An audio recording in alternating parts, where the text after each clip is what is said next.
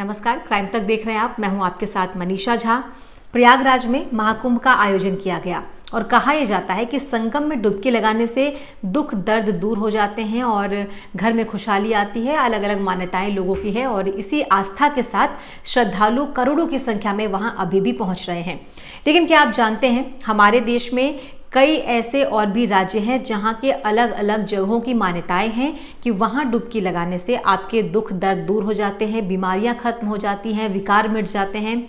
चाहे वो उत्तराखंड हो, हिमाचल प्रदेश हो, राजस्थान हो या फिर मध्य प्रदेश हो, ऐसी इन जगहों पर कई गुफाएं हैं, कई पुराने मंदिर हैं, कई कुंड हैं जहाँ पर ये कहा जाता है कि आदिकाल से इसका ये प्रचलन चला आ रहा है कि वहाँ पर जाकर जो भी डुबकी लगाता है उनकी बीमारियाँ दूर हो जाती हैं। आज आपको बताएंगे हमारे देश के वो प्रसिद्ध जगह जहाँ की ये मान्यता है कि कोई भी बीमारी हो, कोई भी परेशानी हो, वहाँ जाने से और वहाँ डुबकी लगाने से वो खत्म हो जाती है।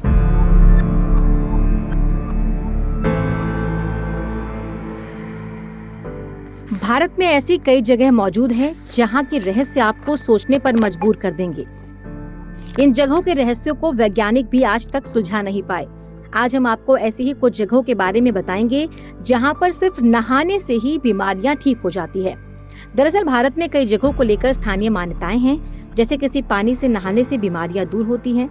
कहा जाता है कि इन जगहों पर डुबकी लगाने से या सिर्फ नहाने से बीमारियां ठीक ही नहीं होती, बल्कि लंबे समय से चल रहे विकार भी दूर हो जाते हैं।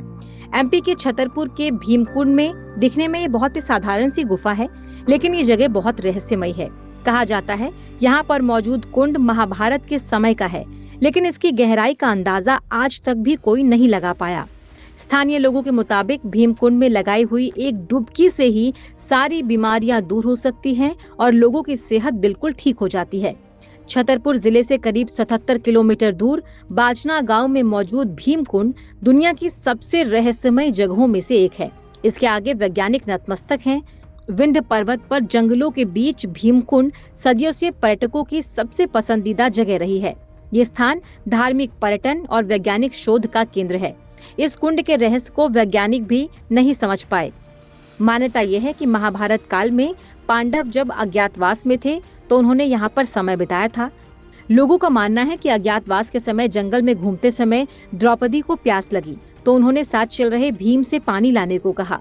जब आसपास पानी नहीं दिखा तो उनके भाई नकुल ने उन्हें बताया कि इस जगह पर पानी है।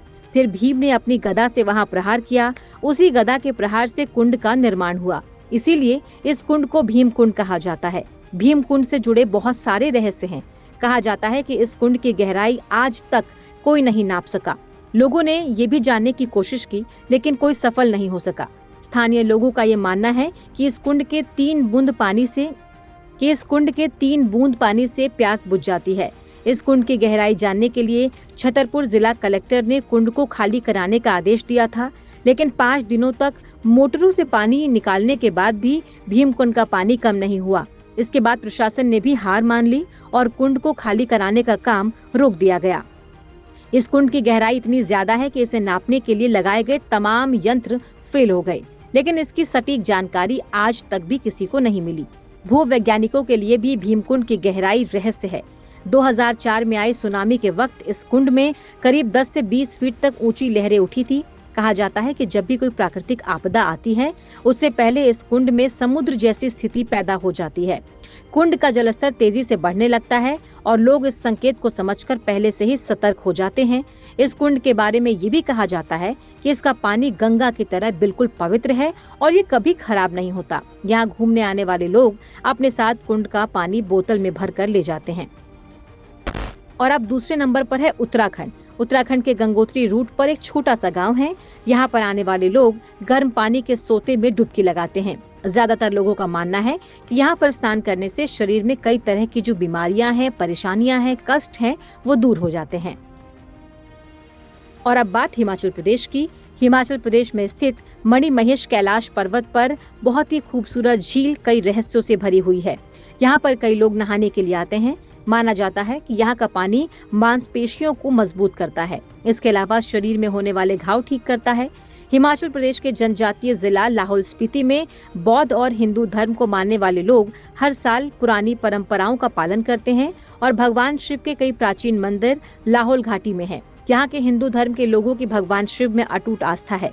भगवान शिव को यहाँ के लोग आराध्य देवता मानते हैं और भगवान शिव के दर्शन के लिए श्रद्धालुओं में इतना जुनून है कि वो 90 किलोमीटर चलकर कई दर्रों को पार कर हर साल चंबा जिले के मणि महेश पहुँचते हैं। यहाँ पर श्रद्धालु मणि महेश झील में स्नान कर भगवान शिव की पूजा करते हैं। मणि महेश पहुँचने के लिए जिला लाहौल स्पीति के उदयपुर से होकर सबसे कठिन रूट आता है।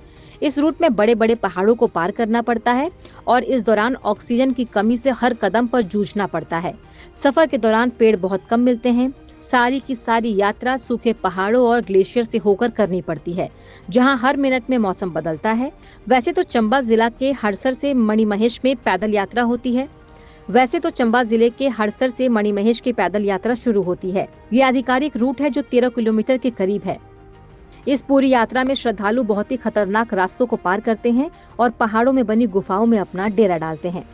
और अब बात राजस्थान के पुष्कर की। राजस्थान का पुष्कर दुनिया भर में फेमस है। यहाँ पर ब्रह्मा जी का एकमात्र मंदिर है।